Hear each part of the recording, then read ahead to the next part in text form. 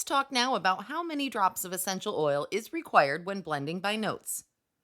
The bottom oil, base note. This note is the first oil added and acts as a foundation for the blend.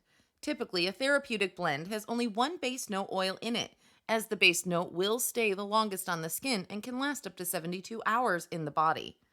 Base notes include deep, earthy scents from resins, wood, bark, and roots. Base notes are what you smell after about 30 seconds of applying it to your skin. For therapeutic blending, use 1 to 5 drops of a base note per 30 milliliters or 1 ounce carrier. The middle oil, heart note. This is the heart or mid note of the blend and acts to bring together the top and base note as a synergy.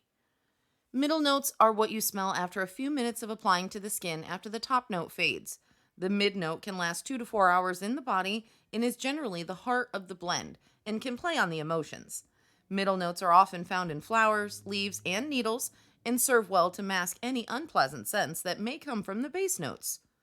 For therapeutic blending, use 2 to 10 drops of a mid note per 30 milliliters or 1 ounce carrier. The top oil, top note.